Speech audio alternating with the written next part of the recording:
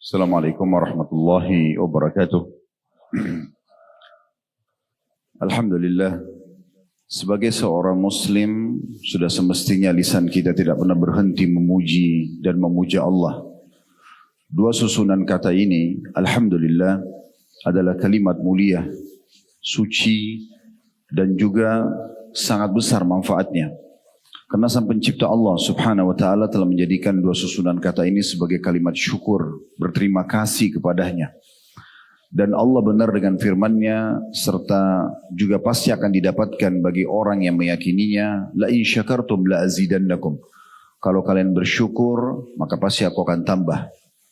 Terlalu besar nikmat Allah subhanahu wa ta'ala kepada kita, dari mulai kita lahir sampai detik ini, di mana kita masih bisa menarik oksigen untuk kita melanjutkan kehidupan kita, dari makanan, minuman, pakaian, dan segala macam hal yang sudah kita nikmati. Belum lagi nikmat petunjuk ataupun hidayah menjadi seorang muslim. Dan belum lagi nikmat-nikmat yang akan terus kita nikmati sampai menjelang ajal datang nanti. Allah telah mengingatkan dalam firman-Nya, wa in ta'uddu ni'matallahi la tuhsuha. Kalau kalian ingin menghitung-hitung nikmat Allah, maka kalian tidak akan mampu melakukannya. Namun kita bersyukur kepada Allah subhanahu wa ta'ala, karena Allah memudahkan dua susunan kata ini saja kita ucapkan, dianggap kita sudah berterima kasih dan pasti akan mendapatkan semua nikmat yang kita harapkan bisa membuat roda kehidupan ini berjalan. Salah satunya Allah subhanahu wa ta'ala mudahkan dan memilih kita di antara hamba-hambanya untuk berkumpul bersama-sama di Rujab ini, dan kita ucapkan jazakumullah khair untuk Pak Gub, Pak Andi Sudirman, dan juga seluruh jajaran pemerintahan Sulawesi Selatan yang sudah memudahkan kajian kita ini. Semoga ini termasuk tanda syukur kita kepada Allah subhanahu wa ta'ala, dan kita doakan semoga beliau langgeng insyaAllah dalam jabatannya dan bisa menjalankan tugasan amanah dengan baik. Dan salah satu hal yang harus kita tanamkan dalam diri kita sebagai seorang muslim dan sekaligus warga negara Indonesia, selalu mendoakan para pemimpin kita. Berkat beliau-beliau inilah kita bisa menikmati kemerdekaan kita bisa menikmati persatuan dan kesatuan kita. Baik para pemimpin yang sudah meninggal dunia yang berjuang dari awal sehingga negara kita merdeka, kita harus selalu mendoakan kebaikan untuk mereka, dan juga Allah terima seluruh kebaikan-kebaikan yang sudah mereka lakukan sebagai amal saleh, serta juga memaafkan kesalahan dan kedua mereka ataupun yang sedang menjabat, agar Allah subhanahu wa ta'ala selalu memberikan hidayah dan petunjuk agar terus menjalankan tugasan amanah dengan baik. Dan jangan pernah kita menjadi warga ataupun masyarakat yang hanya tahu mencari kekurangan dan kesalahan orang, sehingga akhirnya kita melupakan bagaimana perjuangan mereka dan bagaimana upaya mereka agar bisa menjaga nikmat-nikmat yang sangat besar ini. Dan kita tahu teman-teman kita di Palestina yang sampai hari ini belum mendapatkan kemerdekaan, bagaimana menderitanya mereka.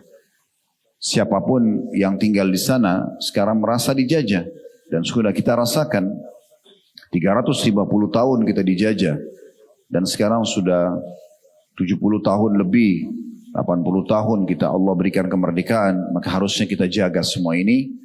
Jadi kita ucapkan jazakumullah khairan untuk semua para pemimpin-pemimpin kita, dan semoga Allah maafkan kesalahan-kesalahannya dan Allah selalu berikan petunjuk tentunya. Allahumma amin. Selanjutnya kita panjatkan salam hormat kita kepada Nabi besar Muhammad sallallahu alaihi wa ala alihi wa sahbihi wasallam, sebagaimana Allah telah perintahkan kita untuk mengucapkan salam hormat pada beliau. Dan satu-satunya ibadah yang Allah subhanahu wa ta'ala perintahkan kepada kita semua, dan Allah pun ikut serta dalam mengerjakan ibadah tersebut, yaitu mengucapkan salawat kepada beliau. Di mana Allah subhanahu wa ta'ala berfirman, innallaha wa malaikatu yusalluna ala nabi ya ayyuhalladzina amanu sallu alaihi wa sallimu taslima. Sungguhnya Allah dan malaikatnya mengucapkan salam hormat kepada Nabi. Hai orang-orang beriman, ucapkanlah salam hormat kepadanya, salam yang banyak. Pada kesempatan ini insyaAllah saya duduk di sini teman-teman sekalian, bukan karena lebih tahu dari Anda semuanya, tetapi karena kita merespon apa yang ditawarkan oleh Pak Gub, jazakallah khair, untuk kita adakan kajian Sebelum kajian kita besok di Kota Takalar, insya Allah juga undangan dari pihak pemerintah kita. Maka saya duduk di sini karena undangan itu, dan juga bukan karena saya lebih tahu, tapi kita ingin menjalankan firman Allah Subhanahu wa taala, "Fadzakir fa inna dzikra tanfa'ul mu'minin." Saling memberikan peringatanlah, karena peringatan itu sangat bermanfaat bagi orang-orang beriman. Dan juga menjalankan hadis Nabi SAW, ad-dinun nasiha. Agama ini semua isinya nasihat. Dan sudah semestinya seorang muslim saling menasihati satu sama yang lain. Bagaimana para sahabat mempraktikkan satu perilaku yang sangat baik. Mereka seringkali kalau bertemu, walaupun berpapasan lepas sholat saja, mereka mengatakan, ta'al nu'minu sa'ah. Ayo kita menambah iman kita sesaat. Walaupun seseorang di antara mereka hanya saling mengingatkan tentang surah Al-Asr. Bismillahirrahmanirrahim. Wal asr. Demi waktu dan masa yang sangat terbatas kalian di dunia ini. Innal insana lafi khusr. Sesungguhnya manusia semuanya dalam keadaan rugi dan menyesal. Illa ladhina amanu wa amilus salihat. Kecuali orang yang sibuk dengan keimanan dan amal-amal solehnya. Wa tawasaw bil haqq. Saling mewasiatkanlah kebenaran ini. Wa tawasaw bis sabr. Dan saling mewasiatkan agar bersabar di atas ketaatan sampai ajal datang nanti, sehingga mendapatkan kebahagiaan dunia dan juga akhirat. Saudaraku seiman, kita akan membahas tema yang saya sengaja buat dengan tanda tanya. Apa setelah Ramadan? Mungkin bisa diterka tentunya apa yang akan kita bahas. Tetapi harapan kita bukan masalah terkah menerka. Tetapi bagaimana kita betul-betul nanti setelah selesai dari majelis ini, dimulai dari saya pribadi, kemudian teman-teman sekalian, kita bisa lebih siap dan juga lebih tanggap dalam mengambil pelajaran yang sangat mahal dari bulan Ramadan. Ingat saudaraku seiman, tujuan kita diciptakan di muka bumi ini jelas. Dari 1400 tahun yang lalu, bahkan lebih dari itu, ayat Al-Quran dalam surah Az-Zariyat, surah nomor 51 ayat 56 telah diturunkan oleh Allah Subhanahu wa taala. Wa ma khalaqtul jinna wal insa illa liya'budun. Aku tidak menciptakan, mengadakan dan juga mengatur populasi jin dan manusia di muka bumi ini kecuali untuk mengabdi, beribadah kepadaku. Memang kita diciptakan di muka bumi ini untuk sholat, memang untuk puasa, memang untuk zikir, berdoa, membaca Al-Quran, bakti dengan orang tua, hadir dalam majelis ilmu. Bagaimana kita membantu orang-orang yang susah, bagaimana kita selalu menunjukkan kepatuhan dan ketundukan kita kepada syariat Allah Subhanahu wa taala. Sementara makan, minum, tidur, mandi, berolahraga dan hal-hal yang semisalnya adalah pernak-pernik kehidupan.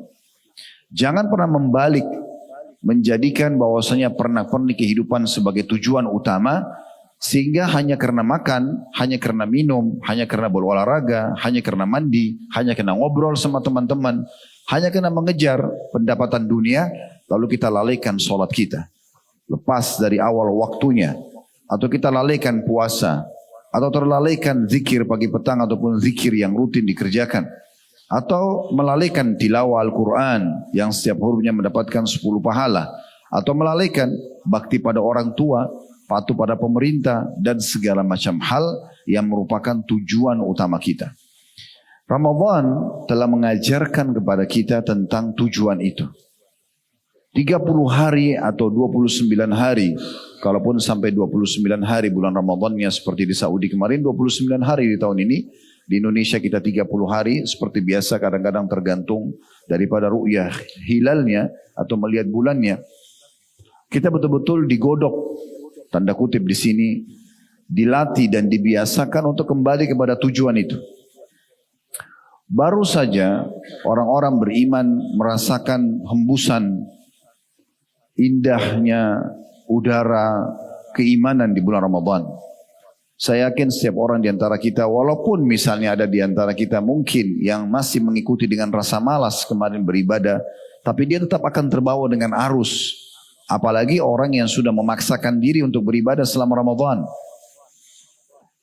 Yang harus kita fahami, dan sayang sekali, Setelah Ramadan, banyak di antara muslimin mengucapkan Alhamdulillah di Idul Fitri kemarin 1 Syawal. Namun Alhamdulillahnya keliru, salah tempat, salah niat. Karena dia mengatakan Alhamdulillah, maksudnya saya tidak lagi berpuasa, tidak lagi sholat malam. Atau secara umum maknanya Alhamdulillah saya sudah lepas dari penjara ibadah tanda kutip.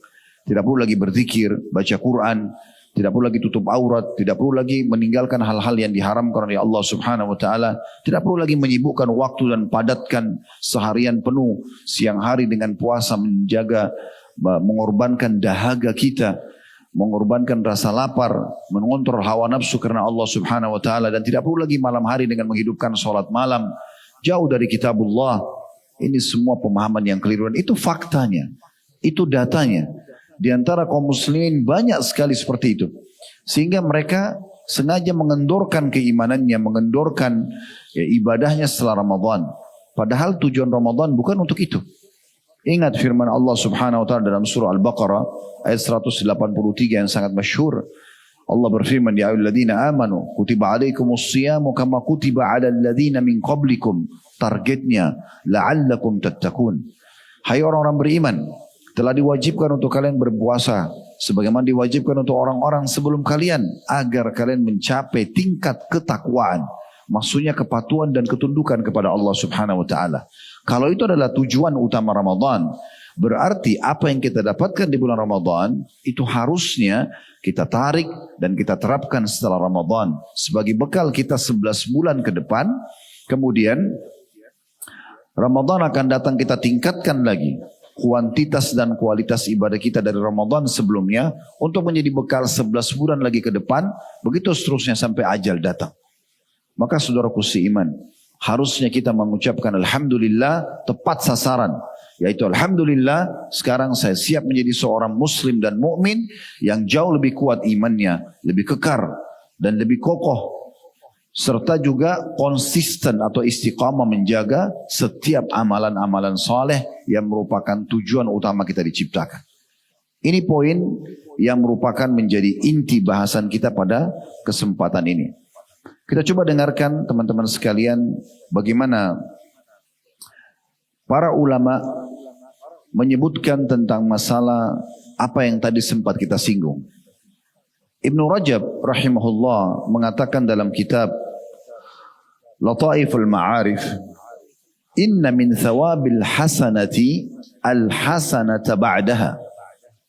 Sesungguhnya bukti balasan dari sebuah kebaikan amal saleh itu justru bila seseorang bisa mengerjakan amal saleh sesudahnya. Kalau seandainya setelah Ramadan kita terus semangat untuk mengerjakan puasa-puasa sunnah dari puasa Ramadan yang wajib kemarin, kita terus tetap membaca tilawah Al-Quran kita, terus kita membaca dan menjaga zikir dan doa-doa kita, terus kita menjaga diri kita dari hal-hal yang diharamkan oleh Allah SWT sehingga kita tidak terjerumus, maka berarti menandakan kebaikan yang kita kerjakan di Ramadan sudah diterima oleh Allah Subhanahu wa taala. Dan beliau mengatakan, wa inna min jaza'is sayyi'ati as-sayyi'ata ba'daha. Dan sungguhnya jelas sekali balasan dari sebuah perbuatan dosa, justru orang melakukan dosa lagi sesudahnya.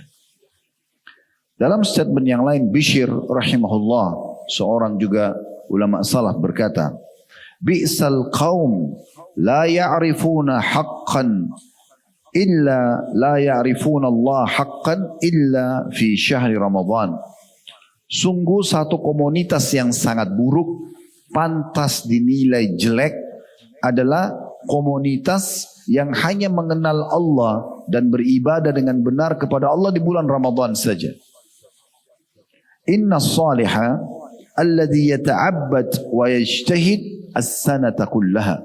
Ketahuilah, orang yang saleh itu justru dia akan terus menyibukkan diri untuk ibadah kepada Allah Subhanahu wa taala sepanjang tahun. Ada perkataan Ka'ab radhiyallahu anhu, sahabat yang mulia, yang perlu juga kita jadikan sebagai renungan di awal-awal ceramah kita ini. Beliau mengatakan, Masih dalam kitab Lataif Al-Ma'arif, dan ini rata-rata semua di halaman sama 390. Beliau mengatakan, man shama Ramadan wa huwa yuhaddithu nafsahu idza aftara min Ramadan lam ya'sillaha dakhala al-jannata bighairi mas'alatin wala hisab. Siapa yang berpuasa Ramadan kemudian dia bertekad sesudahnya. Ini yang kita titik beratkan karena kita judulnya apa setelah Ramadan. Kata beliau, siapa yang berpuasa Ramadan kemudian bertekad setelah Ramadan selesai, ya tepatnya seperti kita sekarang di bulan Syawal sampai Ramadan akan datang. Dia bertekad dalam dirinya, berjanji kepada Tuhannya bahwasanya setelah selesai Ramadan dia tidak akan bermaksiat lagi kepada Allah. Dipastikan dia akan masuk surga tanpa ada masalah dan juga tanpa ada hisab. Saya ulangi lagi. Siapa yang kata beliau berpuasa Ramadan, kemudian dia bertekad dalam dirinya, berjanji antara dia sama Tuhannya, setelah Ramadan selesai dia tidak akan lagi membuka pintu-pintu dosa, artinya dia akan sibuk taat kepada Allah Subhanahu wa taala. Pastikan pada saat dia meninggal dia akan masuk surga tanpa ada masalah apapun dan juga tanpa ada hisab. Lalu beliau mengatakan, wa man shama Ramadan wa huwa yuhaddithu nafsahu idza aftara asa rabbahu fasiyamuhu alaihi mardud. Dan siapa yang puasa Ramadan kemudian setelah Ramadan selesai dia bertekad justru untuk kembali bermaksiat kepada Tuhannya, maka pastikan berarti puasanya tertolak. Puasanya tertolak. Jadi kalau kita mau lihat dan menilai diri kita, apakah Ramadan kemarin amal soleh kita diterima? Lihat semangat antum setelah Ramadan. Masih mau beribadah enggak? Perkataan tadi yang baru kita sebutkan teman-teman, jangan masuk telinga kanan keluar telinga kiri. Perkataan Ibnu Rajab bahwasanya salah satu contoh dan kepastian amal soleh itu diterima justru kesibukan amal soleh sesudahnya. Dan salah satu bukti amal soleh itu ditolak justru karena dia tidak melakukan ketaatan setelah ketaatan. Dan tadi sudah kita sampaikan perkataan Bishr rahimahullah, bagaimana seseorang itu dianggap satu komunitas yang jelek sekali kalau setelah Ramadan justru dia masih melakukan perbuatan-perbuatan pelanggaran agama. Begitu juga dengan perkataan Ka'ab ini yang luar biasa. Siapa yang puasa Ramadan kemudian dia menyelesaikan Ramadan, belum datang ajalnya, belum meninggal, seperti kita sekarang masih hidup begini, kemudian dia bertekad, dia menekan dalam dirinya dan berjanji pada Tuhannya tidak akan lagi terjerumus dalam pelanggaran dan kemaksiatan, maka dipastikan pada saat dia wafat dijamin masuk surga tanpa ada masalah apapun, karena dia akan paksakan diri menerapkan ilmu Ramadan, pelatihan untuk lebih ketat dalam ibadah dan lebih tanggap dan lebih teliti itu setelah Ramadan. Maka tanpa ada masalah dan tanpa ada hisab. Dan siapa yang justru Ramadan dia mengajak dirinya sendiri, ya, dan dia bertekad untuk kembali kepada kelalaian dan pelanggaran-pelanggaran agama, maka puasanya itu justru tertolak, kata beliau. Kita harus pahami teman-teman sekalian, bahwasanya waktu kita sangat terbatas, sangat konyol dan bodoh sekali. Maaf bahasa saya ini supaya lebih menyentuh sebenarnya ya. Karena ini selalu terulang bertahun-tahun. Hampir kasusnya sama. Setiap selesai Ramadan, masjid mulai kosong. Mulai lagi terjadi pelanggaran-pelanggaran. Korupsi mulai menyebar, kebohongan mulai lagi terterapkan sebagai prinsip dan akhlak. Mulai lagi gangguan riba, mulai lagi zina, mulai lagi segala macam hal terjadi kembali. Padahal selama Ramadan dia sudah bisa mengontrol dirinya. Seakan-akan dia akan hidup selamanya. Seakan-akan dia tahu kapan dia wafat. Padahal seseorang antara kita tidak pernah tahu kapan dia meninggal dunia. Andai saja teman-teman sekalian, seseorang di antara kita ini punya jaminan. Misal seseorang dari kita akan wafat di umur 65 tahun. Dia sudah tahu. Dan juga dimudahkan dengan bertaubat dalam 5 menit, 10 menit, dia akan diterima taubatnya dan akan masuk surga. Oke, masih oke, silakan. Anda mau buat dosa, sudah tahu 65 tahun kita akan meninggal. Sekarang masih 40 tahun, oh masih 25 tahun lagi saya meninggal misalnya. Kalau umurnya 40 tahun, ini 65 baru meninggal. Toh juga 5 menit, 10 menit taubat bisa diterima. Dan akan masuk surga. Masih oke. Masalahnya kita tidak tahu. Kita tidak pernah tahu kapan kita meninggal dunia. Siapa di antara kita yang bisa menjamin yang hadir di sini teman-teman, baik yang offline ataupun online, dia masih bisa hidup beberapa detik ke depan. Umur kita sebenarnya, umur yang sudah berlalu. Kalau seseorang dari kita yang duduk di ruangan ini atau mengikuti acara kita ini online pun misalnya di media, misal umurnya 30 tahun, 40 tahun, 50 tahun, itulah umur dia yang sebenarnya. Tidak usah dia terlalu banyak mengkhayal dan berharap bahwasanya ke depannya saya masih bisa hidup yang sama. Kalau seandainya umur kita 40-50 tahun misalnya atau 30 tahun, kita masih bisa dapat 30 tahun, 40 tahun, 50 tahun ke depan, itu oke. Dan ada jaminannya. Masalahnya kita tidak tahu. Setiap orang di antara kita makin bertambah umurnya, makin berlalu hari-hari dalam hidupnya, berarti makin dekat dengan liang lahatnya. Hasan Basri mengatakan, wahai anak Adam, kamu hanyalah angka hitungan. Setiap kali lewat satu harimu, maka berarti hilang satu angka umurmu. Tidak bisa kita mengkhayal teman-teman sekalian, oh nanti saya kalau masuk ruangan ICU di rumah sakit, naudzubillah, ya, itu kemudian baru saya meninggal dunia. Saya sering kasih contoh ini di pengajian dan coba kita renungi. Saya juga sering jadikan sebagai bahan introspeksi diri. Berapa banyak perbandingan manusia yang lewat di depan rumah sakit dengan orang yang ada dalam rumah sakit. Kita anggap rumah sakit yang paling besar, misalnya di kota Makassar, bayangkan rumah sakit paling besar, anggap semua di situ pasiennya, serta semua tenaga medisnya, security-nya, semuanya gabungin jumlahnya, anggap misalnya ada 1.000 orang. Bandingkan 1.000 orang itu mana lebih banyak yang di dalam rumah sakit, baik pasien ataupun orang-orang pengurus di sana, ya, dengan orang yang lula-lalang depan rumah sakit, mana yang lebih banyak? Kita akan temukan pasti orang lula-lalang lebih banyak. Maksudnya apa? Orang yang sehat lebih banyak meninggal daripada orang yang sakit. Di kota Makassar ini saya punya pengalaman kebetulan di rumah orang tua saya di Jalan Sultan Alauddin. Waktu saya masih di Makassar sebelum pindah di Jakarta, depan mata saya saksikan sendiri. Sore hari habis asar, saya lagi di atas di teras di bagian depan rumah, kebetulan di pinggir jalan raya rumah orang tua kami. Saya lagi melihat jalan raya. Anda tahu sendiri kalau di Makassar Jalan Sultan Alauddin ada 2 jalan, tapi tidak ada pemisah trotoarnya ya, tidak ada pemisahnya. Kalau di depan rumah kami, ada satu anak muda naik motor.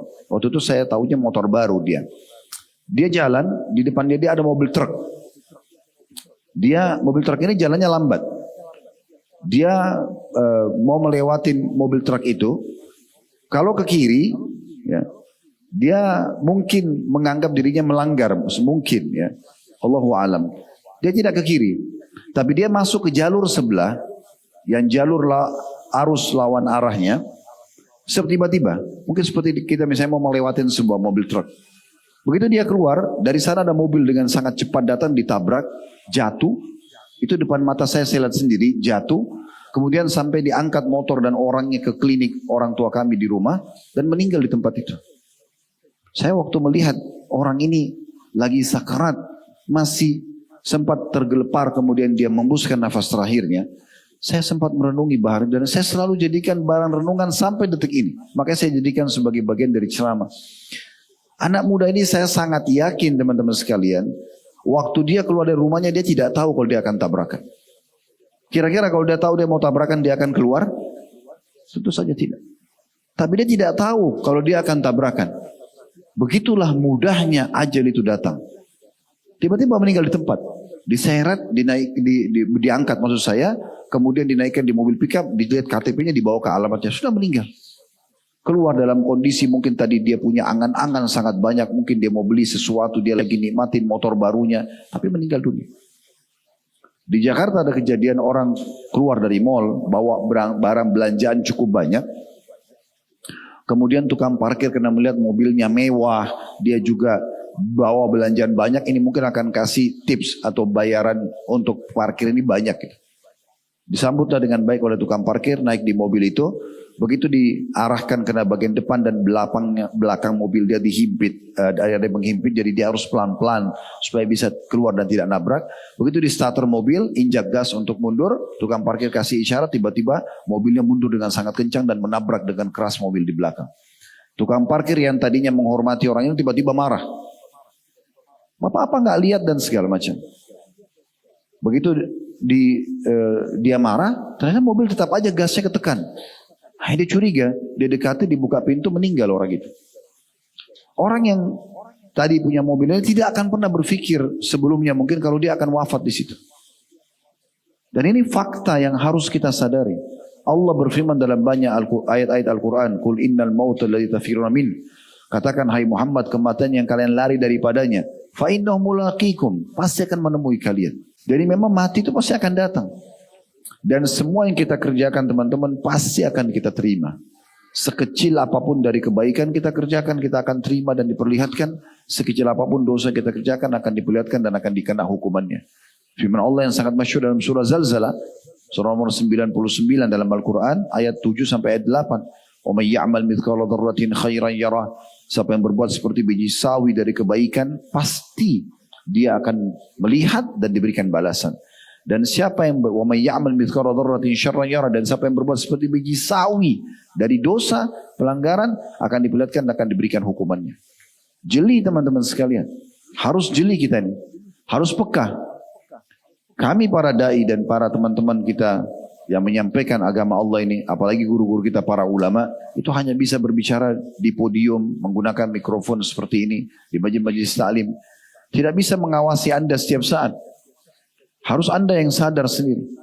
Jadikan satu momentum nasihat dari ayat Al-Quran ataupun hadis Nabi SAW ataupun sebuah kisah dari orang-orang saleh sebagai pegangan hidup. Engah, harus sadar. Karena kalau tidak, nanti akan terjadi penyesalan.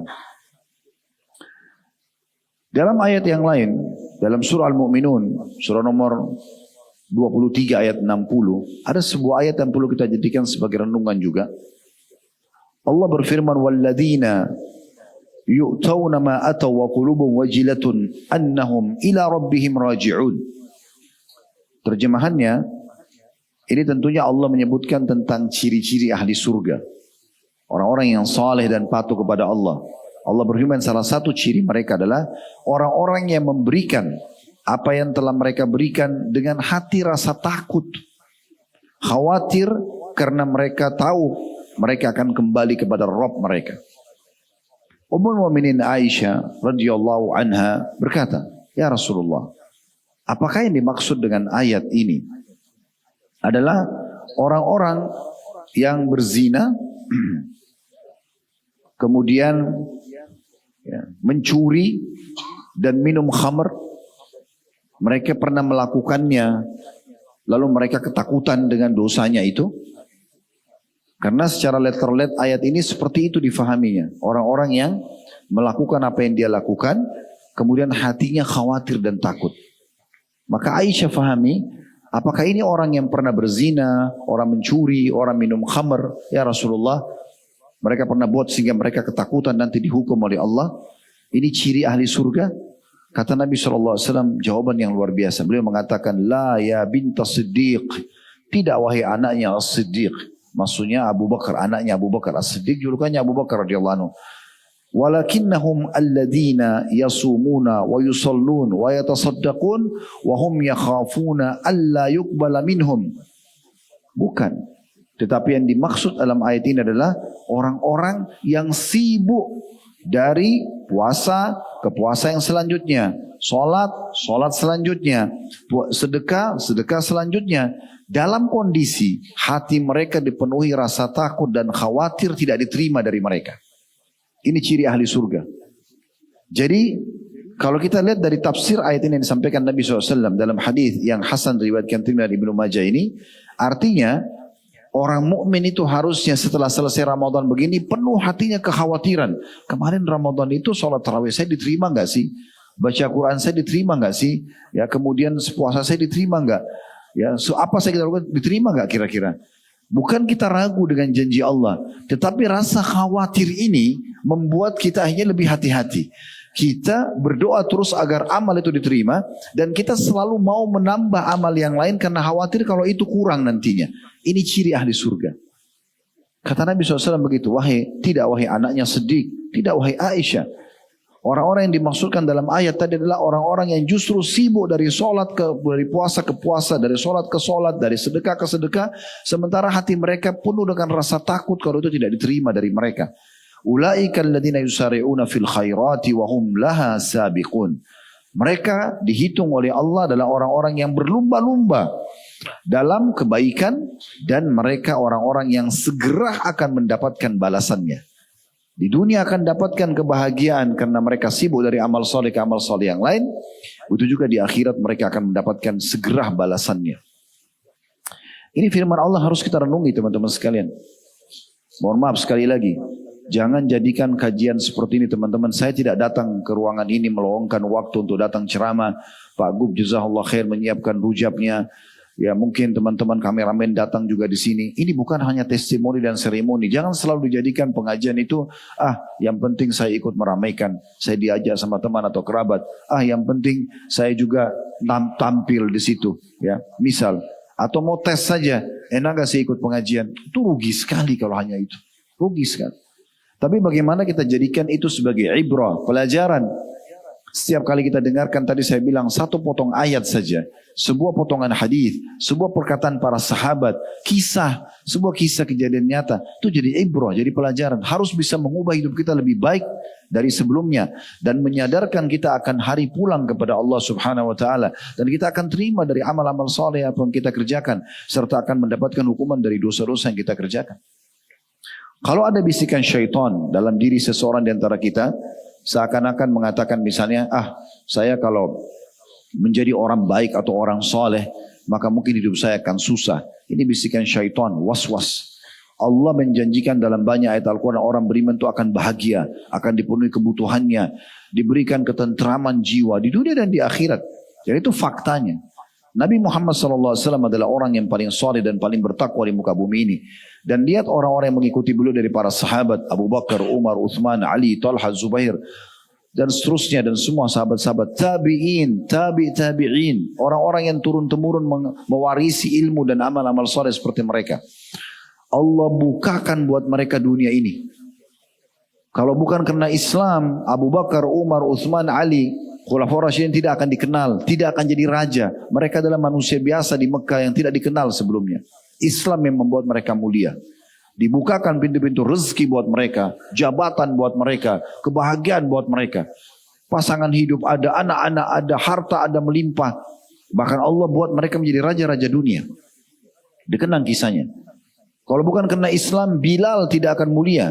Tetap menjadi hamba sahayanya Umayyah di Mekah dan tetap ditindas, diperjualbelikan. Setelah masuk Islam, tidak ada beda antara kulit hitam sama kulit putih. Tidak ada beda antara Arab sama Ajam. Perbedaannya hanya dalam masalah ketakwaan dan kepatuhannya kepada Allah subhanahu wa ta'ala. Islam yang membuat orang mulia. Kepatuhan itu yang membuat orang mulia.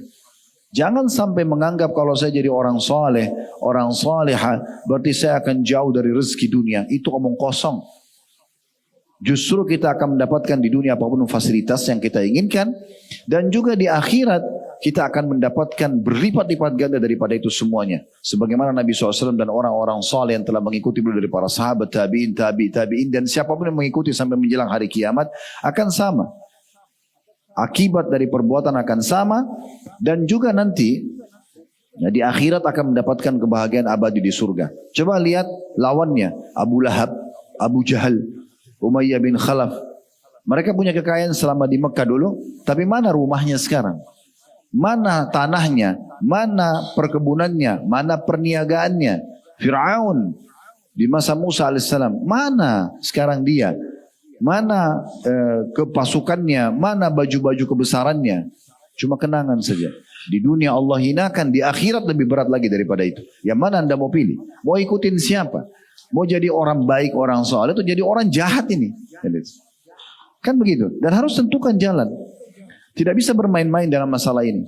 Harus punya prinsip. Saya menjadi orang baik dan sekaligus menjadi orang baik 100%. Mau hijrah, hijrah 100%, jangan setengah-setengah. Untuk apa menjadi orang baik tapi masih milah-milah, masih milih-milih, masih ada yang mau dibuka pintu pelanggaran dan dosa. Masih milih-milih ibadah, ini aja saya kerjakan, itu tidak saya kerjakan. Anda rugi sendiri. Di akhirat nanti, orang-orang yang menyesal teman-teman itu ada 3. Yang pertama, penyesalan abadi bagi orang-orang kafir, musyrik dan orang munafik. Karena mereka kekal dalam api neraka dan tidak akan pernah bisa keluar. 24 jam non-stop disiksa. Ini tentu ada bahasan sendiri tapi saya ringkaskan saja. Karena penyesalan mereka Allah gambarkan kalau anda nanti buka tadabburi ayat-ayat ini. Surah Al-Mu'minun surah nomor 23 ayat 99 sampai 115. Di situ Allah gambarkan di surah Al-Mu'minun ayat 99 sampai 115 penyesalan mereka yang abadi dalam api neraka tersebut. Yang kedua adalah usatul mu'minin. Orang-orang mukmin yang lebih banyak dosanya daripada amal solehnya. Akhirnya harus masuk lewat neraka dulu. Ingat, sehari di neraka, Allah menjelaskan dalam Al-Quran, Yawma inda rabbika ka'alfi sanatin mimma ta'uddun. Satu hari di akhirat nanti sama dengan 1000 tahun waktu kalian di dunia. Kalau orang na'udzubillah punya jadwal di akhirat karena masih ada dosanya di dunia yang dia anggap remeh dan dia tidak sempat taubat, harus mampir di neraka sehari nanti habis masuk surga. Satu hari ini sama 1000 tahun disiksa, 24 jam non-stop. Dibakar, dipukul, disiksa. Ini orang bodoh kalau mengatakan tidak apa-apalah, toh juga saya nanti akan masuk ke dalam surga. Hanya untuk zina semalam atau zina berapa menit saja, hanya untuk riba, hanya untuk berbohong, mencuri, menggibah, memfitnah dan seterusnya. Untuk apa? Kenapa nggak langsung masuk surga saja tanpa hisab? Enak, nikmat, di dunia dapat kebahagiaan, di akhirat dapat kebahagiaan. Penyesalan yang ketiga adalah penyesalan orang-orang beriman yang masuk ke dalam surga. Tapi penyesalan ini hanya menyesali dirinya sendiri, bukan tentang masalah takdir. Pada saat dia masuk ke dalam surga, dia sebenarnya tahu, pada saat itu Allah berikan kesadaran kepada dia, kalau dulu di dunia, ibadah-ibadah yang selama ini dia lalaikan, puasa sunnah, sholat sunnah, zikir pagi petang, zikir habis sholat, bakti sama orang tuanya, apalah bantu tetangganya, memaafkan orang, dan seterusnya lah gitu ya. Itu ternyata kalau dia kerjakan, yang tadinya dia lalaikan itu bisa membawa dia ke level yang lebih tinggi, itu dia nyesal. Kalau misalnya kita bilang, ini angka supaya mudah difahami, angka 1 sampai angka 100. Kalau surga itu ada level 1 sampai 100 misalnya. 1 sampai 100. Anggap dengan amal soleh yang kita kerjakan sekarang, kita berada di level 40 misalnya. Begitu kita masuk surga, di level 40 itu sudah sangat luar biasa. Karena surga terendah saja, itu 10 kali lipat dari yang dimiliki raja terkaya dunia. Gitu ya. Sebagaimana dalam hadis sahih disebutkan. Tetapi nanti kalau kita masuk ke level 40 teman-teman sekalian, di surga itu, Allah selalu ikutkan kata-kata surga jannah dengan khalidina fiha, kekal selamanya di situ. Maksudnya di level 40 kita tidak bisa pindah ke 41, kekal di situ. Memang betul kita nikmat, tapi nggak bisa pindah. Nanti kita akan lihat teman-teman kita yang selama ini puasa Senin Kamis, selalu sholat malam, selalu baca Quran, selalu majelis ilmu. Dia misalnya di level 45. Di surga orang bisa saling mengunjungi. Kalau kita kunjungin kita tahu dia lebih baik daripada kita. Sebenarnya kita lagi, hati itu nanti di surga sudah dibersihkan oleh Allah Subhanahu Wa Taala. Jadi nanti kita kalau memiliki istana kita di surga, memang kita akan menjadi pemilik abadi. Kepemilikan abadi. Kalau di dunia ini kan kepemilikan sementara. Kita punya misalnya surat kepemilikan kendaraan, sertifikat tanah, rumah, itu semua sementara. Walaupun nama kita, pada saat kita meninggal akan dibagi warisan dan selesai. Tapi di akhirat kita punya kepemilikan abadi. Cuma masalahnya, sekali kita sampai ke satu level di surga nanti, kita masuk nih, kita nggak bisa pindah ke level setelahnya. Karena kita akan kekal di level itu.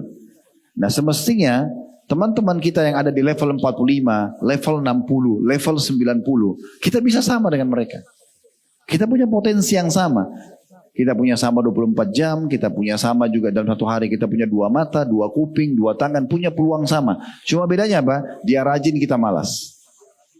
Masalahnya tidak bisa diperbaikin lagi. Ini juga nanti akan memunculkan penyesalan dalam pendapat sebagian ulama. Bahwasanya dulu kalau saya puasa Senin Kamis, kalau saya puasa 6 hari Syawal, kalau saya ini saya akan sampai ke level sana. Tapi sudah nggak bisa diperbaiki. Bedanya ibadah sama dosa teman-teman sekalian. Kalau ibadah itu sekali luput dari kita, itu akan luput selamanya. Contoh misalnya, tadi subuh ada orang yang tidak sholat on time. Karena ketiduran, anggaplah ketiduran, dia punya udzur syar'i. Dia bangun, sudah selesai azan subuh, sudah selesai sholat. Dia nggak sempat sholat di masjid misalnya. Kalau laki-laki kita lingkupnya bahas misalnya laki-laki. Atau ibu-ibu pun laki perempuan misalnya, tapi dia lewat dari waktu. Misalnya dia sholat subuh jam 6. Karena ketiduran. Ya. Dia walaupun menangis darah dan memohon-mohon kepada Allah agar dikembalikan waktu subuh itu tidak akan bisa. Ya Allah tolong kembalikan waktu subuh supaya saya bisa sholat on time, nggak bisa. Ibadah masalahnya di situ. Sekali luput dari kita, tidak bisa kita ulangi. Kalau ada orang miskin yang lewat dan kita tidak bantu kepada dia, pada saat detik itu yang harusnya dicatat amal soleh kita mengatakan, sudahlah nanti aja saya kasih orang yang di depan. Kita tidak bisa kembali lagi untuk mengejar, belum tentu. Saya pernah punya pengalaman begitu di Jakarta. Pulang keluar dari satu majelis ta'lim di Jakarta Selatan waktu itu, pas azan duhur. Ada satu ibu, saya lihat dengan pakaiannya sangat kumuh dan gendong anak, dia minta bantuan. Memang sudah saya niat ingin membantu. Tapi antara bantu dia dengan azan, saya mau kejar, jangan sampai saf awal hilang. Luput dari kita nih. Kemudian juga sholat qobliyah, belum lagi doa di antara azan dan iqamah yang mustajab. Ini sayang banget kalau lewat.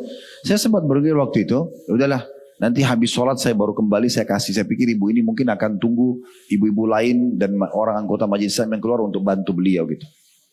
Habis sholat sunnah, ba'diyah duhur saya keluar, ibu itu sudah tidak ada. Muncul penyesalan dalam hati saya. Kenapa?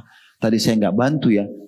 Saya naik mobil, saya mutar-mutar di lokasi itu sampai 3 kali. Nyari ibu yang sama nggak ketemu. Lalu saya berpikir waktu itu, saya jadikan bahan introspeksi diri. Subhanallah. Apa susahnya tadi Khalid? Korek kantong, keluarin uang, itu hitungan detik, kasih dia selesai. Toh juga tidak akan mengganggu. Tidak bisa kita ketemu poin yang sama. Bahkan kita tidak bisa kembali 1 detik yang lalu. Kalau tadi pagi misalnya tidak sempat zikir pagi misalnya, terus sekarang sudah masuk sore, kita nggak bisa. Makanya sebagian salaf mengatakan, ingatlah wahai saudaraku muslim, ada ibadah-ibadah Allah yang Allah tentukan waktu dan tidak diterima kecuali di waktu itu. Luput sekali selesai. Bedanya dengan dosa, kalau orang buat dosa 50 tahun misalnya dia buat dosa, tahun 51 dia taubat bisa bersih. Tapi amal soleh nggak bisa. Makanya kita lebih baik sibuk dengan amal soleh daripada kita sibuk dengan bertobat dari dosa. Karena menyibukkan diri dengan amal soleh lebih besar manfaatnya. Prestasi. Daripada kita buat kesalahan baru kita bertobat. Walaupun itu juga ada solusinya. Nah ini harus difahami dengan sangat peka teman-teman sekalian. As-Sa'di rahimahullah seorang ahli tafsir menyebutkan dalam tafsir As-Sa'di beliau di halaman 583 berhubungan dengan masalah firman Allah tadi ya, surah Al-Mu'minun ayat 60. Beliau mengatakan ayat tersebut membahas orang-orang yang sholat, sibuk sholat, zakat, haji, sedekah serta seluruh amal-amal. Amal soleh yang lain, semua dia sibuk dari amal itu, dari amal ke amal yang lain. Namun hati mereka dipenuhi dengan rasa takut dan kekhawatiran kalau itu belum diterima atau kurang nanti pahalanya. Itu terhadap ahli surga.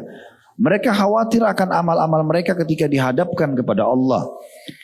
Kalau kurang atau belum diterima atau bahkan bisa menjadi hukuman bagi mereka karena terlintas riya padanya.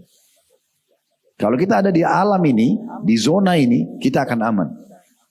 Karena setiap habis kerjaan sholat saya tadi diterima gak ya? Saya harus berdoa sama Allah supaya diterima. Saya harus lebih banyak sholat lagi sesudahnya. Ya supaya memperkuat kalau itu kurang misalnya. Atau kalau itu sudah sempurna, ini akan menambah derajat saya di surga. Nah harus begitu. Baru bisa menjadi ahli surga yang benar. Ibadah ini teman-teman sekalian bukan musiman. Hanya Ramadan saja ibadah. Sudah selain Ramadan, saya tidak perlu ibadah. Ini keliru sekali. Sayang sekali ini. Dan ini kita titik beratkan karena memang itu dijadikan sebagai prinsip oleh sebagian orang itu. Terbukti setelah Ramadan, kendor lagi imannya. Nanti Ramadan akan depan, baru kemudian sibuk lagi untuk memperbaikinya. Ini keliru sekali. Allah subhanahu wa ta'ala memerintahkan kita beribadah teman-teman setiap detik hidup kita. Bahkan sampai kita meninggal dunia. Firman Allah SWT di dalam surah Al-Hijr, surah nomor 15 ayat 99, wa'bud rabbaka hatta ya'tiyakal yakin. Sembahlah Tuhanmu sampai datang kepadamu kematian. Tidak ada kata berhenti bagi seorang muslim. Tidak ada kata mengatakan sudah banyak ibadah saya yang lalu. Tidak ada lagi kata-kata mengatakan sudahlah, sudah cukup amal itu. Pernah dengar gak orang selepas umrah, sudahlah yang penting saya sudah pernah umrah. Yang penting saya sudah pernah haji. Yang penting saya sudah pernah puasa Senin Kamis. Yang penting saya sudah pernah zikir pagi petang. Yang penting saya sudah pernah bantu yayasan itu. Yang penting saya sudah pernah hadir di majelis ilmu. Ini dia batasi dirinya sendiri. Yang pernah dulu itu sudah dicatat. Sekarang Allah kasih peluang lagi. Mumpung belum meninggal. Jangan disia-siakan. Teman-teman coba renungi nih ya. Jangan saya ingatkan kembali. Jangan perkataan-perkataan seperti ini cuma terlintas, lewat. Kemudian tidak jadikan sebagai hidup. Sayang sekali. Ini pegangan hidup. Ibnu Katsir rahimahullah menafsirkan dalam tafsir beliau, tafsir Quran Azim jadi 8 halaman 287 tentang tadi surah Al-Hijr ayat 99, dan sembahlah Tuhanmu sampai datang kepadamu kematian. Kata beliau, ayat ini menunjukkan bahwa ibadah seluruhnya sunnah ataupun wajib. Jangan selalu bilang itu kan cuma sunnah. Sunnah juga perintah agama. Seperti beliau mengatakan, saya ulangi, ayat ini menunjukkan bahwa seluruh ibadah seperti sholat dan semacamnya wajib dilakukan selama-lamanya, selama belum meninggal dunia. Bukan opsional, bukan kapan mau, bukan kapan mood, tapi harus mau. Tujuan kita diciptakan untuk itu.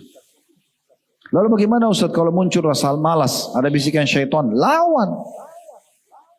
Kalau seandainya Allah izinkan syaitan, iblis dan pengikutnya, teman-teman sekalian, kita kalau mau sholat, dia menjelma atau dia datang, dia cekik kita, dirantai kita, dicambuk sama dia, kita perang dulu sama dia baru bisa sholat, mungkin wajar antum terganggu dalam sholat. Nggak ada, ini cuma bisikan. Kadang-kadang bodohnya sebagian orang mengatakan, oh syaitannya kuat nih. Mana kuat?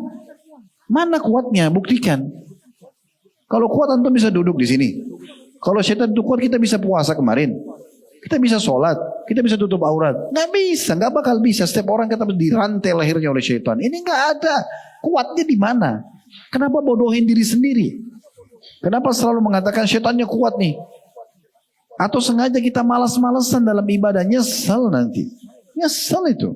Nggak puasa Senin Kamis itu nyesel nanti. Walaupun sunnah.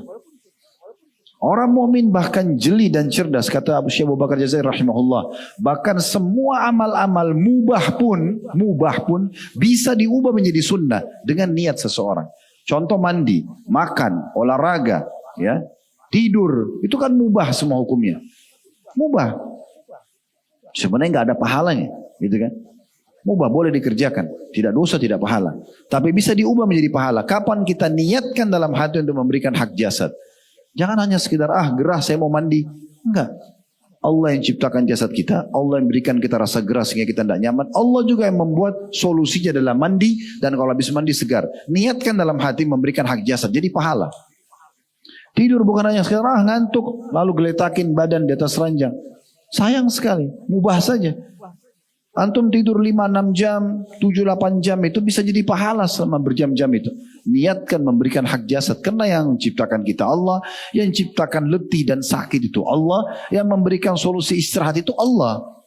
Kalau kita niatkan untuk memberikan hak jasad. Sebagaimana sabda Nabi SAW, dan jasadmu pun punya hak. Maka ada pahalanya. Makan bukan hanya sekedar hilangkan lapar. Memberikan hak jasad. Minum juga begitu. Maka bisa mengubah itu semua menjadi sunnah. Teman-teman sekalian, keberkahan dalam sebuah ibadah, saya ulangi lagi, keberkahan dalam sebuah ibadah akan Allah datangkan semangat untuk terus mengulanginya. Kalau antum juga dilihat oleh Allah semangat untuk mengerjakannya. Baru Allah kasih keberkahan, Allah juga menilai hamba-hambanya. Kalau kita rasionalkan, kalau misalnya antum semua ini kerja di sebuah perusahaan, pemilik perusahaan itu akan menilai siapa di antara pegawai yang memang mau bekerja keras. Dia akan nilai nanti, pimpinan kita akan menilai. Oh ini pantas dinaikkan jabatannya. Pantas dinaikkan payroll atau gajinya. Kita tidak samakan Allah dengan makhluk. Allah menilai hambanya. Walladzina jahadu fina lanahdiyannahum subulan dalam Al-Quran. Allah orang yang memaksakan diri menuju ke jalan-jalan kami akan berikan petunjuk kami. Tapi kalau antum memang malas-malasan, Allah biarkan dengan malasnya itu. Harus kita selamatkan diri kita. Al-Hasan Basri berkata, rahimahullah, setiap orang di kota Basra, di Irak itu kalau sudah merasa lemah imannya, biasanya datang kepada Hasan Basri minta nasihat. Dan beliau pun kadang-kadang tidak diminta nasihat, pasti menasihatin orang di setiap ada momen-momen tertentu. Di mana beliau lihat ada peluang untuk itu. Beliau mengatakan, wahai kaum muslimin, rutinkan dan kontinukan ibadah kalian. Rutinkan, kalian harus menentukan itu, jalankan itu. Beliau mengatakan, ingatlah, Allah tidaklah menjadikan akhir dari seseorang beramal selain kematiannya. Allah tidak memerintahkan kita berhenti beramal kecuali mati. Kalau sudah mati baru. Berarti amal terus, dari amal ke amal, tidak ada kata capek. Ramadan melatih kita kemarin itu. Apalagi 10 terakhir Ramadan, makin kita disuruh sholat malam, i'tikaf.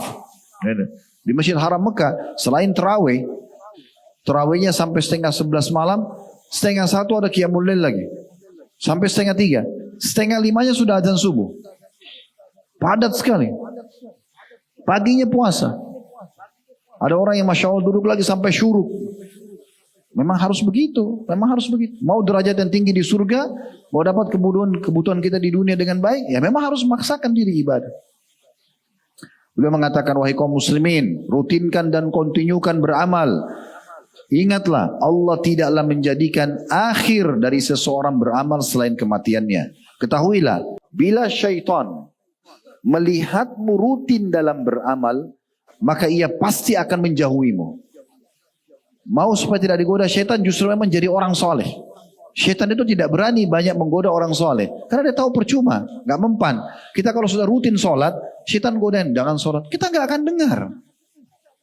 Tapi antum harus mulai dulu sholatnya itu, rutinkan dulu, lama-lama syaitan akan menjauh. Kita kalau sudah biasa baca Quran, syaitan udah nggak bisa goda dari situ, dia akan cari celah kelemahan kita yang lain. Bayangkan kalau semua sisi ibadah kita sudah rutinkan, di mana dia dapat celahnya? Mirip, saya sering kasih contoh ini ya. Kita sama syaitan itu teman-teman seperti orang yang ada di garis start. Dia rival kita, lawan kita. Kalau kita masih di garis start, tidak memulai lari itu, rival kita ini bisa menjatuhkan kita dengan cara, kamu nggak bisa menang, kamu lemah, kamu begini. Seperti biasa, antum belum sholat malam. Sudahlah, malam masih panjang, besok aja, kan cuma sunnah. Begitu. Kapan dia nggak bisa? Kalau antum lari, sudah mulai lari. Orang kalau lomba lari, lagi berlari, rival kita mau bisikin apapun, dia sulit menyampaikan ke kita karena lagi lari. Kalaupun ada sampai persentase sampainya itu kecil. Karena kita sudah jalan, kan gitu.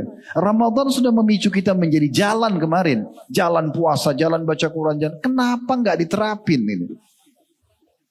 Ini kadang-kadang buat gemes. Ini setelah Ramadan begitu, nggak mau diterapin. Kembali lagi kendor. Jarak antara antum sama syaitan sekarang itu 1 bulan. Orang kalau lomba lari itu jarak 1 bulan. Karena selama Ramadan kan syaitannya dibelenggu. Berarti dia kalau kita lomba lari tadi, dibelenggu itu berarti masih di garis start. Tidak bisa jalan dia. Antum sudah jalan 1 bulan. Kenapa setelah Idul Fitri nunggu syaitan?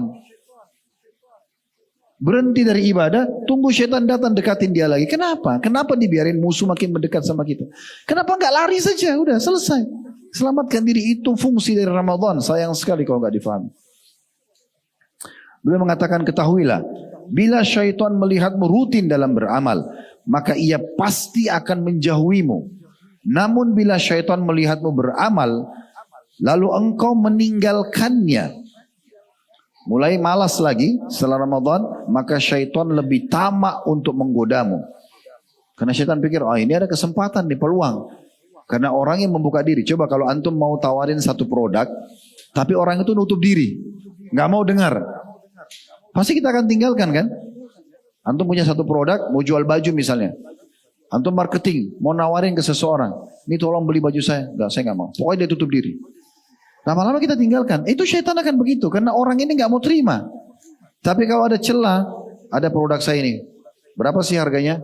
Tapi masih cuek. Oh berarti ada peluang nih. Terus digoda sama dia. Supaya bisa beli barang itu. Nah itu. Jangan kasih peluang. Kalau ada peluang ibadah teman-teman, saatnya eksekusi, bukan negosiasi sama syaitan. Jangan kasih peluang dia untuk masuk celah, untuk menggoda kita. Ya. Ibnu Rajab rahimahullah, tadi itu perkataan yang kita sudah nukil dari Hasan Basri, dinukil dari kitab Tajarrudul Ittiba' fi Bayan Asbab Tafadul Amal. Ditulis oleh Ibnu Rajab di halaman 86. Ibnu Rajab juga berkata dari sisi lain, ini statement yang sangat menarik ya, di dalam buku beliau Lataiful Ma'arif di halaman 393, Kita langsung terjemahkan saja, kata beliau, barang siapa yang melakukan dan menyelesaikan satu ketaatan, maka itu tanda diterimanya. Misal, tadi subuh kita berhasil sholat berjamaah, sampai selesai salam di awal waktu, itu berarti tanda amal itu diterima, kata beliau. Ia dapat melakukan, saya ulangi lagi, barang siapa yang melakukan dan menyelesaikan satu ketaatan, maka tanda diterimanya, ia dapat melakukan ketaatan lainnya. Selepas salam, terus habis itu zikir. Habis zikir, pagi petang misalnya satu zikir sholat. Kemudian sholat duha. Habis itu sholat duha, misalnya apa? Silaturahim keluarga, cari nafkah. Kalau sibuk dari amal-amal itu, berarti menandakan amal sebelumnya sudah diterima. Karena Allah kasih dia taufik untuk mengerjakan ketaatan. Dan di antara tanda ditolaknya satu amalan adalah melakukan kemaksiatan setelah ketaatan tersebut. Habis Ramadan, maksiat lagi. Berarti tandanya Ramadan ini gak diterima. Gitu. Amal sebenarnya tidak diterima karena dia ternyata buat pelanggaran setelahnya. Kan tidak masuk akal teman-teman. Kita berprestasi di kantor, kemudian setelah prestasi kita ugal-ugalan. Pegawai yang pintar, yang cerdas, setelah dia berprestasi, dia kejar prestasi setelahnya. Ya enggak? Kan tidak mungkin dia rusak citranya. Nah seperti itu orang dalam ibadah. Saya ulangi kata beliau, barang siapa melakukan dan menyelesaikan suatu ketaatan, maka tanda diterimanya adalah ia dapat melakukan ketaatan lain sesudahnya. Dan di antara tanda ditolaknya suatu amalan adalah melakukan kemaksiatan setelah ketaatan tersebut. Jika seseorang melakukan ketaatan setelah sebelumnya melakukan kejelekan, kalau dia pernah buat dosa tapi sekarang dia tobat dan dia sibuk dengan amal soleh, maka ketaatan tersebut akan menghapus kejelekan tersebut. Ketaatannya akan menghapus dosanya tadi. Yang terbaik adalah mengikuti ketaatan setelah ketaatan sebelumnya. Sedangkan yang terburuk ialah melakukan kejelekan setelah ketaatan. Ini tolong digarisbawahi. Justru yang terburuk dalam kehidupan seseorang setelah dia taat dan berprestasi, setelahnya dia lakukan kejelekan. Tadi contoh di kantor, sudah bagus di jabatannya. Dia jelekkan citranya dengan melakukan satu perbuatan pelanggaran. Ingat, 10 tahun kita jujur, sekali kita bohong di tahun ke-11, 10 tahunnya itu bisa hilang. Dalam ibadah juga begitu. Sayang sekali orang beribadah, terus tiba-tiba sudah kencang, sudah bagus nih, sudah dibangun pondasinya, lalu kemudian dia kendorkan. Kenapa dikendorkan? Masalahnya apa gitu? Kata beliau, saya ulangi, sedangkan yang terburuk dari seseorang ini melakukan kejelekan, dosa setelah melakukan ketaatan. Ingatlah bahwa satu dosa, ini tolong digarisbawahi baik-baik, bahwa satu dosa yang dilakukan setelah bertaubat, kata beliau. Saya ulangi lagi, ingatlah bahwa satu dosa yang dilakukan setelah bertaubat lebih jelek daripada 70 dosa yang dilakukan sebelum taubat. Satu dosa yang dilakukan setelah kita taat, setelah kita taubat, kita ulangi lagi dosa tersebut, lebih buruk daripada 70 dosa yang dikerjakan sebelum taubat. Karena kita sudah taubat, sudah berikrar, sudah mau jadi orang baik. Kenapa? Jadi buruk lagi. Kan itu. Rutinlah, kata beliau, meminta kepada Allah agar diteguhkan di atas ketaatan hingga ajal menjemput. Dan berlindunglah dari hati yang mudah berubah dan berombang-ambing. Minta sama Allah agar diselamatkan. Renungi firman Allah Subhanahu wa taala dalam surah Fussilat, surah nomor 41 ayat 30. Ayat ini berbunyi, surah Fussilat ayat 30, innal ladzina qalu rabbuna Allahu tsumma istaqamu tatanazzalu alaihimul malaikatu alla takhafu wa la tahzanu wa abshiru bil jannati allati kuntum tu'adun. Yang artinya sesungguhnya orang-orang yang mengikrarkan Tuhanku adalah Allah, kemudian mereka istiqamah, konsisten mengikuti syariat, mengerjakan perintah, wajib ataupun sunnah, tidak memilah-milahnya, menikmati yang halal, meninggalkan yang dilarang, haram ataupun makruh pun ditinggalkan. Dia istiqamah, Tuhanku Allah, lalu dia komitmen dengan itu. Maka pada saat mereka meninggal, Allah akan turunkan malaikat-malaikat yang mengatakan kepada mereka di saat ajalnya mau datang, tidak perlu engkau takut dan tidak perlu engkau sedih, dan terimalah berita gembira dengan surga yang telah dijanjikan untukmu. Ibnul Jauzi rahimahullah berkata, Di dalam kitab Zadul Masir di jilid 5 halaman 304, ulama tafsir memaknakan istiqamah dalam ayat ini, dalam surah Fussilat ayat 30, yang mengatakan Tuhanku Allah kemudian mereka istiqamah, dikatakan adalah memiliki 3 hal. Yang pertama, istiqamah di atas tauhid sampai mati, tidak akan pernah menyekutukan Allah, hanya kembali kepada Allah saja, tidak ada lagi jimat-jimat, tidak ada lagi memohon kepada selain Allah Subhanahu wa taala. Yang kedua, istiqamah dalam ketaatan dan menunaikan kewajiban Allah, selalu komitmen dari ketaatan kepada ibadah yang lainnya. Yang ketiga, istiqamah di atas ikhlas dan dalam beramal hingga maut menjemput. Ibnu Katsir berkata dalam tafsir tadi, surah Fussilat ayat 30, surah nomor 41 dalam tafsir Quranul Azim, jilid 6 halaman 526. Beliau mengatakan orang yang istiqomah akan mendapatkan keutamaan berikut.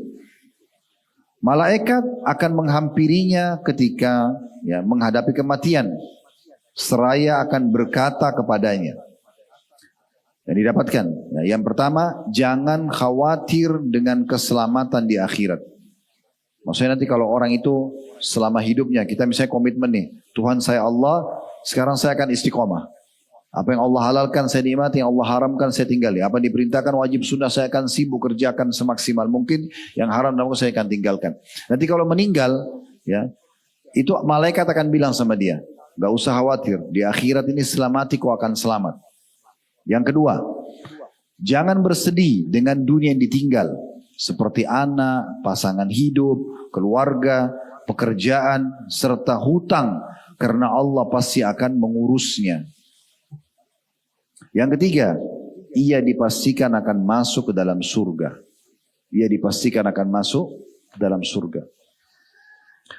Ibnu Taimiyah rahimahullah mengatakan sebuah statement yang menarik berhubungan dengan masalah bagaimana kita harus continue dalam sebuah ibadah, dan itu keputusan di tangan kita masing-masing. Beliau mengatakan annal karamata luzumul istiqamah. Kalau mau lihat karamah, nabi-nabi itu kan kalau punya kelebihan diistilahkan dengan mu'jizat. Ini hanya untuk nabi-nabi. Kalau selain nabi-nabi namanya karamah, kemuliaan yang Allah kasih. Dan justru kemuliaan yang paling tinggi itu adalah istiqamah. Bisanya seseorang konsisten dalam mengerjakan ketaatan kepada Allah, meninggalkan kemaksiatan. Itulah karamah sebenarnya. Jadi nggak usah cari karamah itu bisa terbang di langit, jalan di atas air, bukan itu. Bukan itu. Antum mau lihat orang punya karamah, karamahnya cuma satu. Dan itu puncak tertingginya kata Ibnu Taimiyah rahimahullah. Yaitu kalau antum lihat orang itu konsisten. Mau Ramadan, luar Ramadan sama orangnya, sama.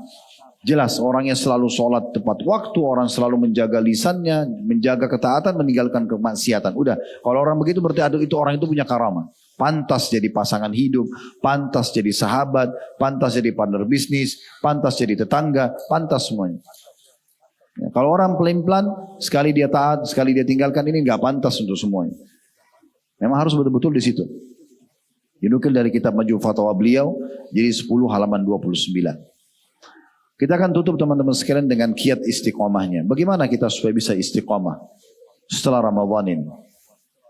Yang pertama, selalu berdoa. Doa.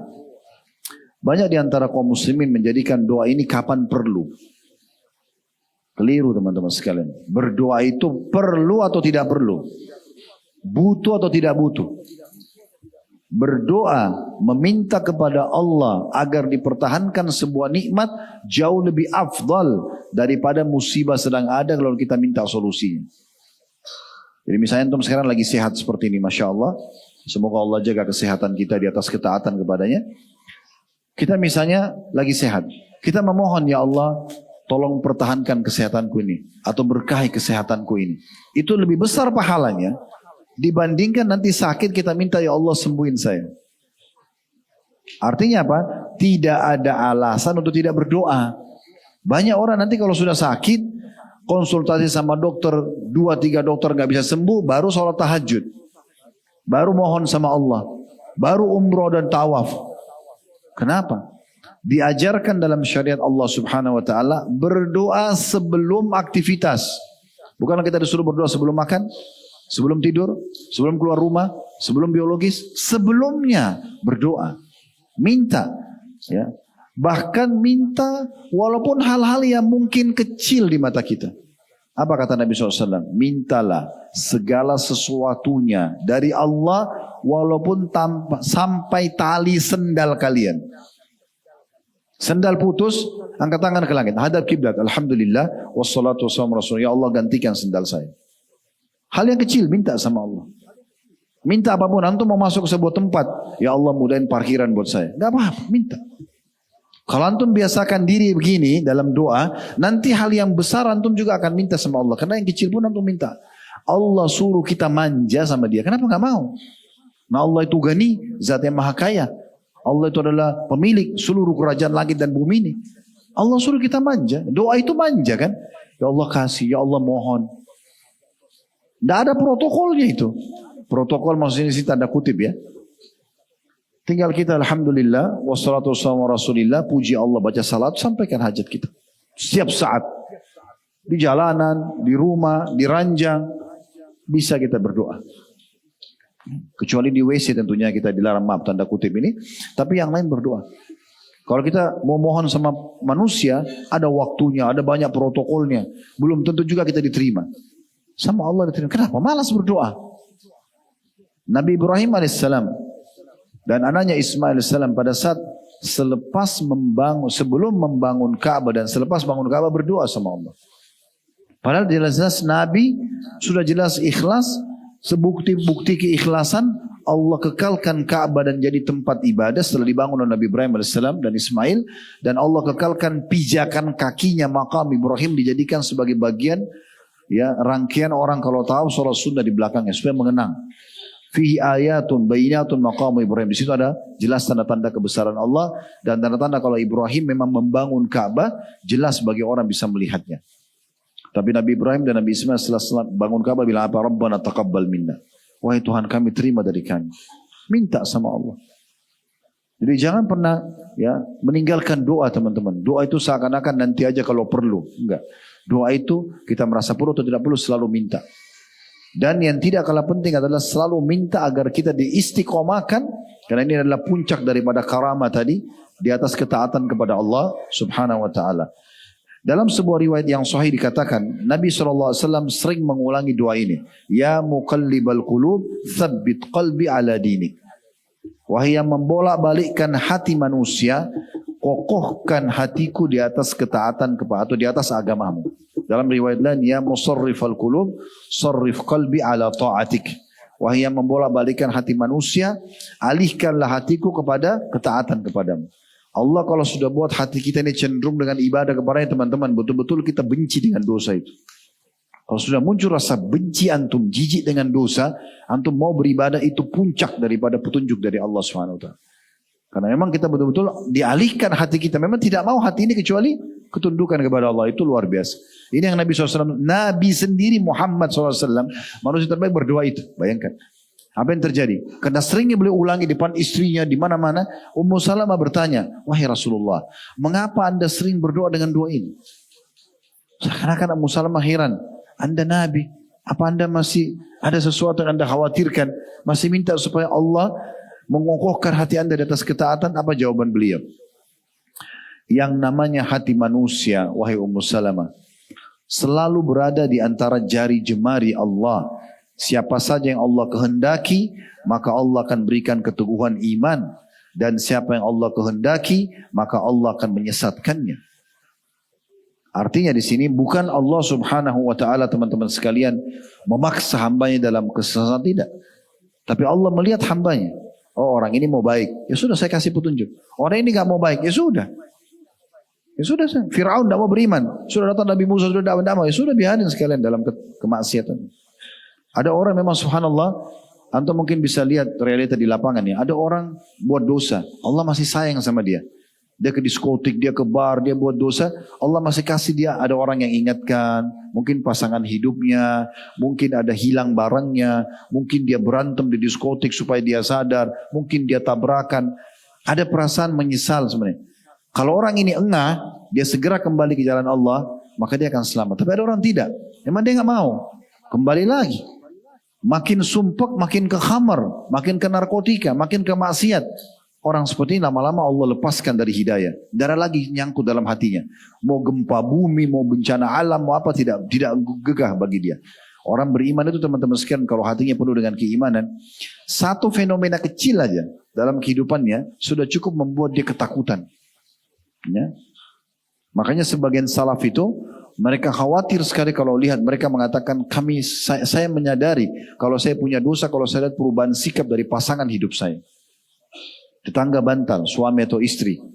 Tiba-tiba berubah sikap, ini berarti ada masalah nih. Atau perubahan tunggangan saya, transportasi, atau tikus yang masuk dalam rumah saya. Jadikan bahan introspeksi. Kita selalu lihat tikus biasa saja. Padahal itu contoh. Karena tikus itu digambarkan dalam hadis Nabi SAW adalah fuwaisiqah. Binatang buruk. Pernah ada satu sahabat menangkap tikus, dia bawa ke masjid Nabi mengatakan, ya Rasulullah, saya boleh apakan hewan ini? Belum Nabi jelaskan, tikus itu lepas. Kemudian dia menyentuh ada sumbu api, ya obor kecil, kayak kita lilin di tikar sholat Nabi, disentuh tikus tersebut, lalu kemudian jatuh, tumpah dan sempat membakar sebagian tikar yang ada di situ. Kata Nabi SAW, beginilah syaitan merusak rumah kalian melalui hewan ini. Sampai Ibnu Sirin mengatakan bahwasanya mimpi, kalau orang minta petunjuk dan mimpi melihat tikus itu berarti menandakan orang yang sedang dia akan ajak kerjasama atau menikah itu tidak baik. Karena memang binatang yang disuruh bunuh. Kata Nabi SAW, 5 hewan yang boleh dibunuh di wilayah haram atau di wilayah halal. Haram itu kayak Mekah sama Madinah, ada wilayah tidak boleh kita bunuh hewannya. Tapi ada 5 hewan boleh dibunuh walaupun di sana. Nomor satunya tikus. Baru kemudian ular, baru kemudian raja wali, baru gagak yang dadanya ada bulu putihnya, ya. Kemudian ada anjing buas gitu ya. Tapi ini luar biasa ya. Berarti memang harus kita hati-hati. Kita berdoa kepada Allah Subhanahu wa taala. Setelah mendengar hadis ini, Muadz bin Jabal radhiyallahu anhu, karena dia hadir situ didengar Nabi SAW baca ini, Ummu Salamah sempat menanyakan kenapa anda baca ini ya Rasulullah. Kata Nabi SAW, yang namanya hati manusia di jari jemari sang pencipta Allah. Allah bola-balikkan sesuai yang Allah inginkan. Allah kasih petunjuk atau Allah sesatkan. Tentu tergantung bagaimana kebijakan Allah. Karena Allah melihat ke orang tersebut. Dia mau baik ya sudah. Dia tidak mau baik ya sudah.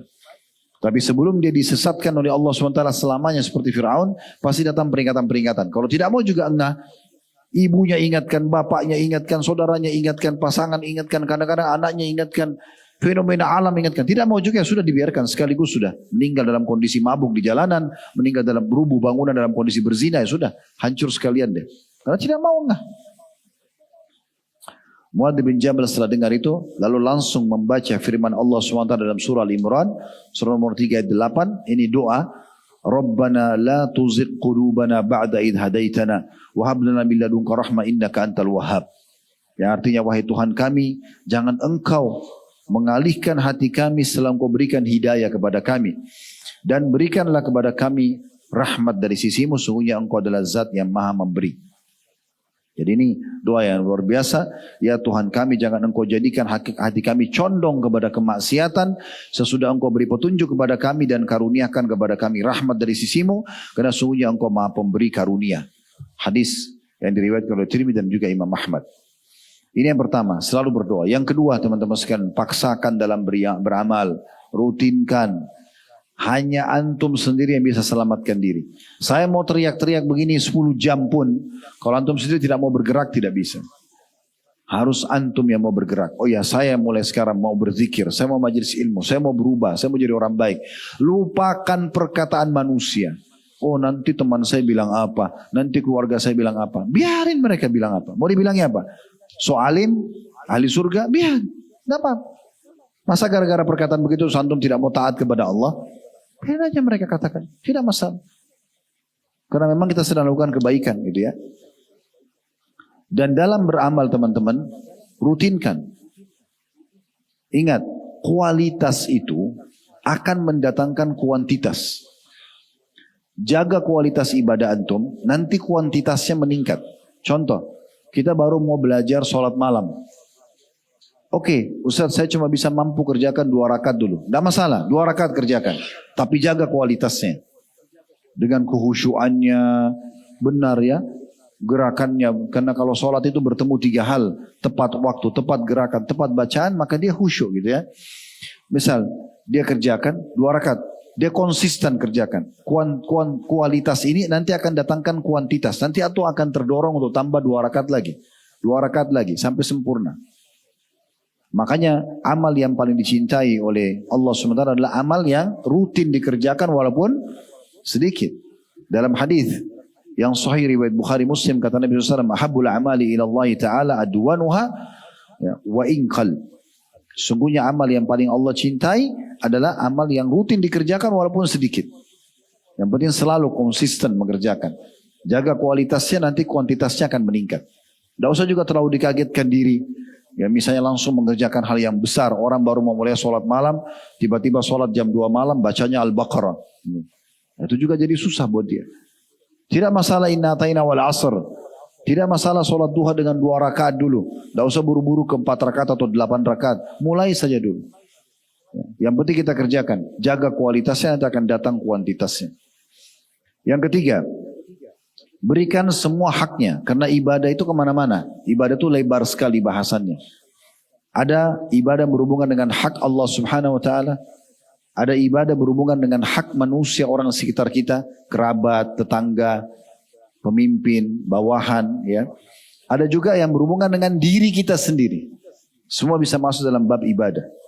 Jadi kita bisa variasikan. Berikan haknya Allah di saat Allah memintanya. Seperti misalnya azan, sholat wajib, sudah kita kerjakan. Ya. Setelah selesai, kita bisa variasikan. Kalau sudah zikir, sudah baca Quran, kita masih bisa cari pahala dengan bakti sama orang tua, silaturahim keluarga, misalnya berbuat baik sama tetangga. Banyak yang kita bisa kerjakan. Membantu kebutuhan seorang muslim, hadir majelis ilmu, menjenguk orang sakit, banyak sekali. Variasikan. Di diri kita sendiri ada ibadah. Kata seorang sahabat dalam hadis Bukhari, "Ya Rasulullah, saya punya dirham. Kira-kira siapa yang paling pantas saya bantu? Saya kasih. Infakkan buat siapa?" Kata Nabi SAW, "Dirimu dulu.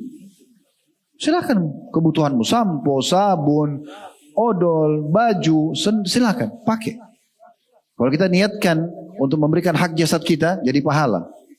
Saya punya lagi ya Rasulullah, buat anak-anakmu. Saya masih punya ya Rasulullah, istrimu. Saya masih punya ya Rasulullah, pembantumu. Saya masih punya ya Rasulullah." Sahabat itu bertanya terus. Kata Nabi SAW, "Engkau lebih tahu sesudahnya." Tapi diri kita termasuk. Makanya Nabi SAW merangkumkan semuanya dalam hadis Bukhari. Kata beliau, "Inna li rabbika alaika haqqa." Sesungguhnya Tuhanmu punya hak darimu. Kapan Allah perintahkan, lakukan.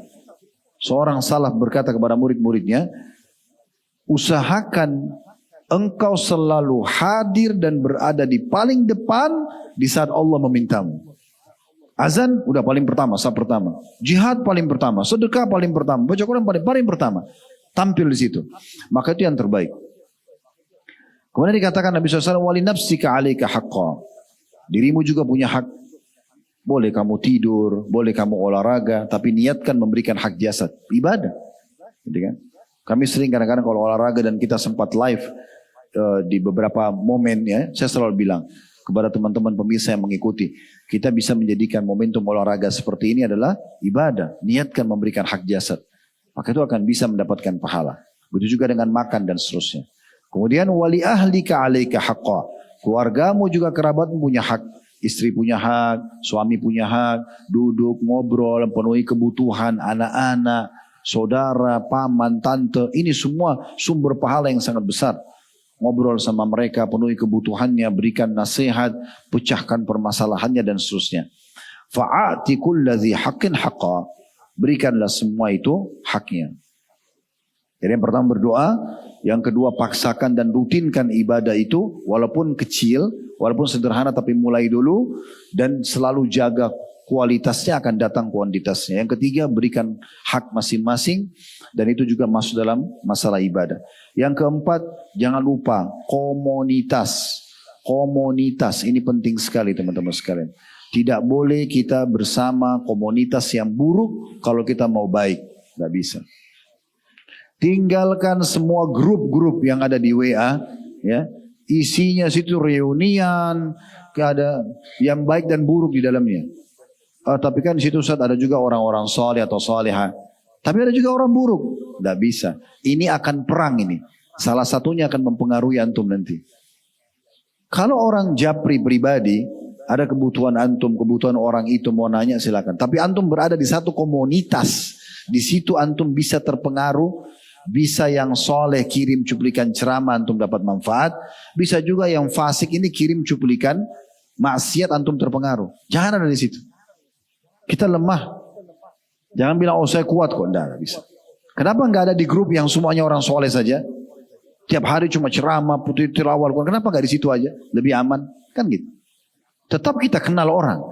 Tapi di komunitas yang tiap hari kita interaksi jangan. Ini bahaya sekali. Efeknya besar. Teman-teman sahabat yang kita ketemu, usahakan teman-teman yang benar, gitu kan? Apa yang kita baca, yang kita lihat di media, semuanya memang mengarah kepada ketaatan. Karena memang kata Nabi SAW, almaru ala dini khalili, seorang sesuai dengan agama temannya atau komunitasnya, falyanzur ahadukum ila may yukhalil. Maka kalian harus jeli mencari siapa yang kalian jadikan sebagai sahabat atau komunitas kalian.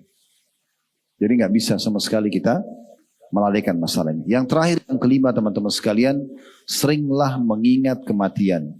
Salah satunya begini, ini kiat yang menarik. Coba jadikan jadwal seminggu sekali atau sebulan sekali nggak apa-apa. Datang ke kuburan. Datang kuburan. Datang ziarah kubur itu, bacain doa sunnah Nabi, duduk renung sebentar.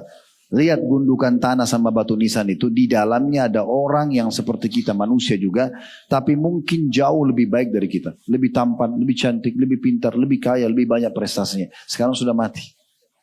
Itu dimulai dari taman makan pahlawan, orang-orang sudah dahulu, sampai ke orang-orang yang dekat-dekat kita sekarang.